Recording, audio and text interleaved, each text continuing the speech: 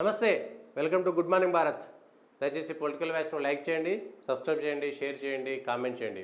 ఈరోజు ఉన్నటువంటి వార్తలు అనుకున్నటువంటి వాస్తవాలు విశ్లేషణ చేసుకుందాం. ముఖ్యమైనటువంటి వార్తలు. త్వరలో నేతలకు నోటీసులు. ట్యాపింగ్ కేసులో రాధాకిషన్ వాంగ్మూలం ఆధారంగా దర్యాప్తు వేగరం.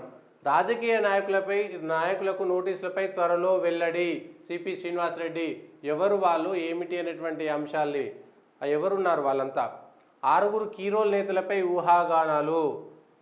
6 అనేటువంటిది లక్కీ నెంబర్. పాత ముఖ్యమంత్రి గారికి 6 అనేటువంటిది లక్కీ నెంబర్. 6 పాత ప్రభుత్వంలో ఉన్నటువంటి 6 ముఖ్య నేతలకు త్వరలోనే ట్యాపింగ్ కేసులో నోటీసులు ఇస్తారా లేదా అనేటువంటి విషయం క్లారిటీ రావాలి. అది పారదర్శకంగా సాగుతుందని ఇప్పటికే దానికోసం ఒక స్పెషల్ పీపీని కూడా అపాయింట్ చేసింది ప్రభుత్వం. ట్యాపింగ్ సంబంధించినటువంటి దాంట్లో ప్రత్యేకంగా ఉన్నటువంటి అవసరాలు నేపథ్యంలో ఒక స్పెషల్ పీపీని పెట్టేశారు. రెగ్యులర్ పీపీ అయితే కష్టమవుతుంది, వేరే కేసులో ఒత్తిడి ఉంటుంది కాబట్టి. సో ప్రత్యేక పీపీని పెట్టి మరి ఈ కేసులో ఎవరెవరు రాజకీయ నాయకులు ఉన్నారనేటువంటిది మనకున్న సమాచారం ప్రకారం ప్రభాకర్ రావు భారతదేశానికి తరలి వస్తుంటే, హైదరాబాద్కి తరలి వస్తుంటే ఇక్కడ ఉన్నటువంటి కొందరు ఆయనకు సాయం చేసి దుబాయ్ నుంచి, అమెరికా నుంచి ఇండియాకు వస్తుంటే దుబాయ్లోనే ఆపేసి దుబాయ్లోనే ఒక చర్చ జరిపారనేటువంటిది మనకు వస్తున్నటువంటి సమాచారం. ఎవరు జరిపారు? పాత ప్రభుత్వంలో ఉన్న వాళ్ళ, కొత్త ప్రభుత్వంలో ఉన్న వాళ్ళ, అధికారుల, రిటైర్డ్ అధికారుల అనేటువంటి విషయం తెలవాలి. కానీ దుబాయ్ వరకు వచ్చినటువంటి ప్రభాకర్ రావు తిరిగి వెళ్ళిపోయాడనేటువంటిది నిజమా కాదా? మనకున్న సమాచారం అయితే దుబాయ్ వరకు ప్రభాకర్ రావు వచ్చి వెళ్ళిపోయారనేటువంటి అంశం మనకు క్లారిటీగా రూఢిగా తెలుస్తున్నది. చాలా కీలకమైనటువంటి సోర్స్ ద్వారా వచ్చినటువంటి సమాచారం.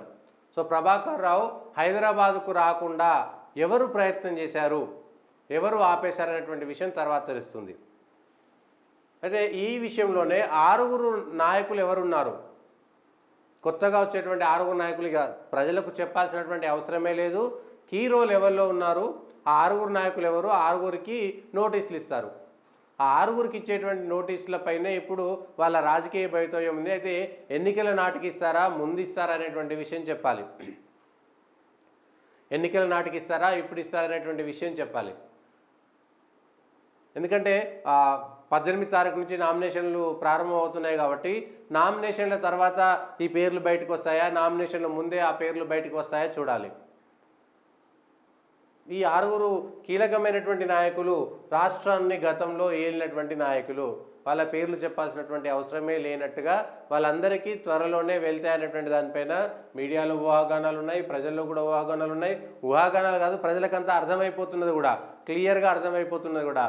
ఎవరెవరు ఉంటారు, ఎవరెవరు అరెస్ట్ అవుతారు, దాని వెనుక ఉన్నటువంటి వాళ్ళు ఎవరు, సహకరించినటువంటి వాళ్ళు ఎవరు, ఉడతా భక్తిగా పనిచేసినటువంటి వాళ్ళు ఎవరైనటువంటి అంశం కూడా క్లారిటీ రావాల్సినటువంటి అవసరం ఉన్నది. లేదంటే దీనిపైన కూడా, ఈ ప్రభుత్వం పైన కూడా ఇది ఒక లాజికల్ కన్క్లూజన్కు రాకపోతే ప్రస్తుత ప్రభుత్వం కూడా ఇది రాజకీయంగా వాడుకొని వదిలివేయడం కోసం, రాజకీయంగా వాడుకోవడం కోసమే ప్రయత్నం చేశారనేటువంటిది మెసేజ్ పోతుంది. లేదంటే